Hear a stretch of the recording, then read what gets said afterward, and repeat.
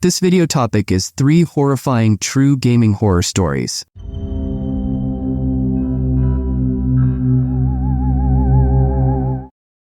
It started innocently enough, as these stories often do.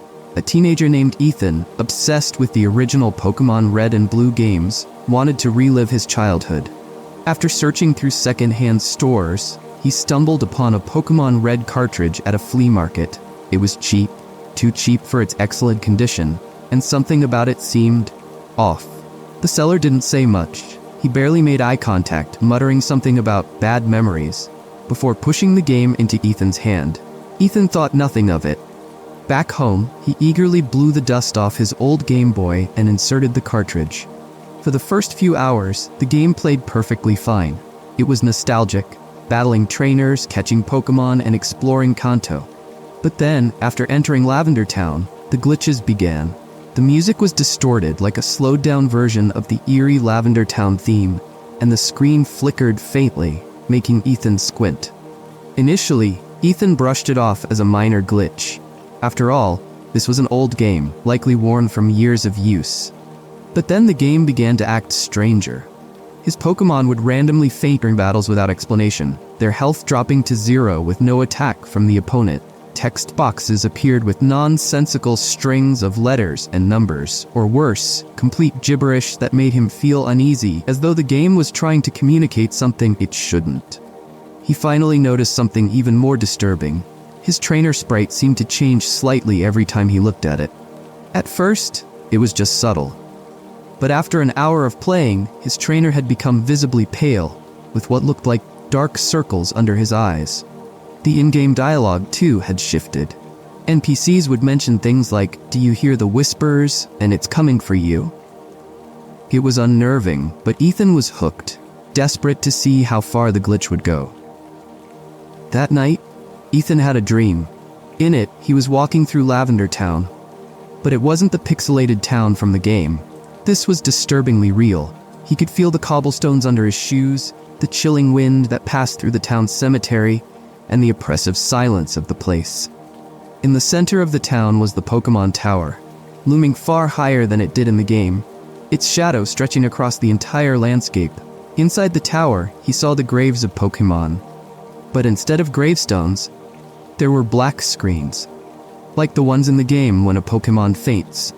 And standing in front of one of the graves was a figure. Ethan couldn't move, but the figure turned toward him. It had the same face as his trainer sprite, pale, lifeless, with those hollow black eyes. Ethan woke up, heart racing, drenched in cold sweat. When he went to his Game Boy the next morning, things had taken an even darker turn. Upon loading the game, he found himself back in Lavender Town. But now, there were no people, no trainers, no NPCs, just the dead silence of the town. His Pokemon, all of them, had vanished from his party. Their slots were replaced by empty spaces. He walked around the ghostly town, trying to leave, but every time he reached the edge of the map, his trainer would automatically turn back, as if something was forcing him to stay. And then the dialogue box appeared. "You can't escape." His heart pounded in his chest as he continued to press buttons, trying desperately to reset or turn off the game. But nothing worked. The screen froze, showing his trainer standing in the middle of the town, alone. Another text box appeared. "It's here." Suddenly, the screen went black. Ethan frantically pressed every button on his Game Boy, but to no avail. The game was unresponsive. In the silence of his room, he heard something faint, a whisper, low and unintelligible, coming from the speaker. He threw the Game Boy down, watching as the screen flickered back to life for a brief moment. His trainer was back on the screen, but this time, he was no longer alone. Standing behind him was the same figure from his dream. Shaken, Ethan never played the cartridge again. He tried to sell it, but no one would buy it. The whispers still haunted him for weeks afterward, every time he closed his eyes. He swore he could still hear that distorted Lavender Town music playing faintly in the background, no matter how hard he tried to forget. To this day, that haunted copy of Pokemon Red remains somewhere, waiting for its next unsuspecting victim. And Ethan? He never touched a Pokemon game again. It was 1981 when Berserk was first released in arcades. A simple maze shooter? Players had to navigate rooms filled with killer robots, shooting their way through endless mazes while avoiding Evil Otto, a relentless smiley-faced enemy that could not be stopped. Berserk became an instant hit among gamers for its difficulty and fast-paced action, but over time, it would gain a reputation for something much more sinister. This is where the story of Jeff Daly begins. Jeff was a 19-year-old arcade enthusiast from Calumet City, Illinois. He spent countless hours mastering the game, trying to climb to the top of the leaderboard. In January 1981, he finally did it, scoring an impressive 16,660 points, an achievement that should have left him feeling proud. But instead of celebrating, Jeff began to feel uneasy. Shortly after setting the high score, Jeff collapsed in front of the arcade machine. His friends rushed to help, but it was too late. He had suffered a massive heart attack, and despite being so young and in seemingly good health, he died right there in the arcade. At the time, his death was considered a tragic and bizarre coincidence. People chalked it up to the stress of the intense gameplay. But as far as the public knew, it was a one-off incident. The media barely touched on it. But the story didn't end there. Just over a year later, another young man named Peter Burkowski entered Friar Tuck's game room in Lansing, Illinois. Like Jeff, Peter was a skilled gamer and was determined to conquer Berserk. On April 3rd, 1982, Peter achieved something extraordinary. He set 2 high scores on the game in quick succession. His name topped the leaderboard twice within a matter of minutes. However, moments after entering his initials into the machine, Peter too collapsed. Friends around him thought he was joking or exaggerating his excitement, but as they soon realized, this was no joke. Peter was unresponsive. Paramedics were called, and they rushed him to the hospital, but by the time they arrived, Peter was dead.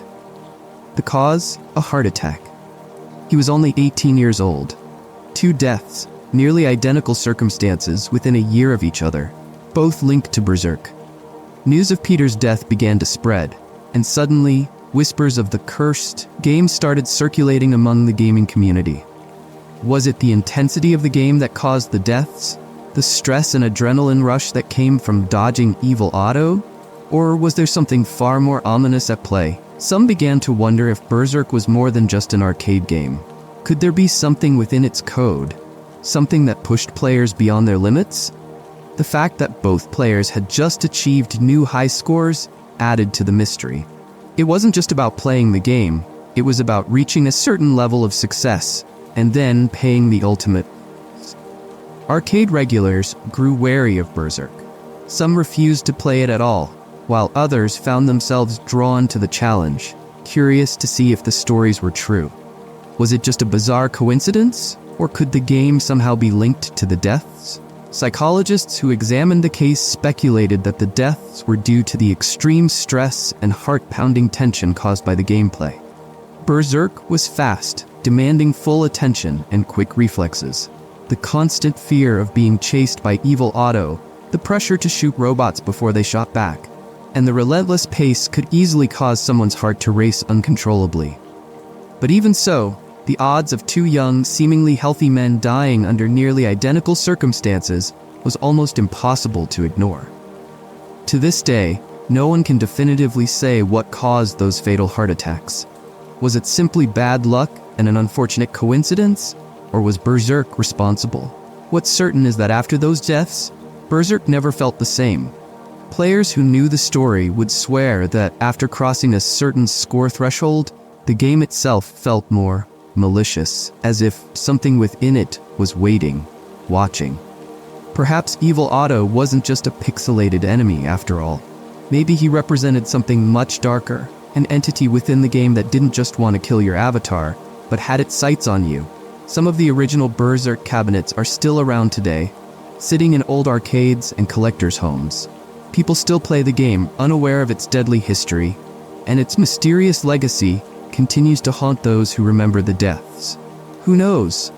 The next time someone hits that high score, they might be risking more than just a game over.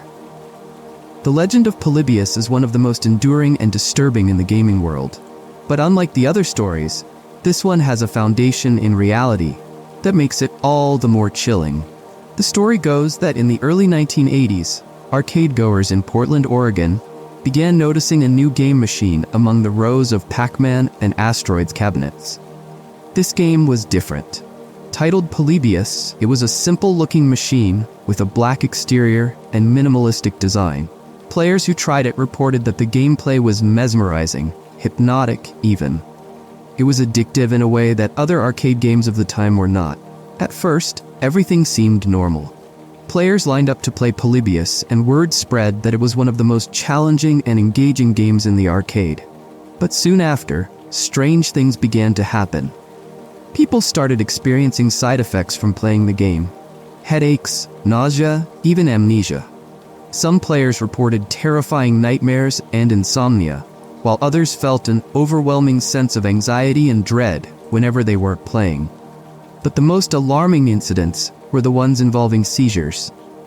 Several young players allegedly suffered from severe seizures after extended sessions with the game, prompting their parents to demand answers from the arcade owners. But when the owners tried to investigate the game, they found nothing out of the ordinary. No sign of tampering, no hidden settings. The only odd thing was the presence of mysterious men in black suits who would occasionally visit the arcade to inspect the Polybius machine. These men were quiet, unsmiling, and would open the machine, adjust something inside, and leave without a word. No one knew who they were or why they were there. Rumors began to spread that Polybius was more than just a game, it was an experiment. Some speculated that it was a form of mind control created by the government, designed to test psychological manipulation on the unsuspecting public. Others believed the game was part of a larger MK Ultra-style experiment, targeting teenagers to see how far their minds could be pushed through subtle visual and auditory stimulation. What made the rumors even more believable was the fact that Polybius disappeared as mysteriously as it had appeared. Within a few weeks of its introduction, all of the Polybius cabinets vanished overnight. No one knew who had taken them, and the arcades that had housed the machines had no answers. It was as if Polybius had never existed. For years, gamers and conspiracy theorists alike searched for any trace of the game. They scoured gaming forums, interviewed former arcade employees, and hunted through classified government documents. But no one could definitively prove that Polybius had ever existed. Despite this, the reports of strange side effects continued to trickle in. People who had supposedly played the game claimed that they could still remember its bizarre graphics and sounds. The way the game seemed to pull them in, almost like it was alive. Some even described how, long after the game disappeared, they would experience strange flashes of Polybius-like images in their dreams, or hear its eerie electronic tones in the back of their minds. The legend of Polybius grew over the decades, becoming one of the most famous urban legends in gaming history.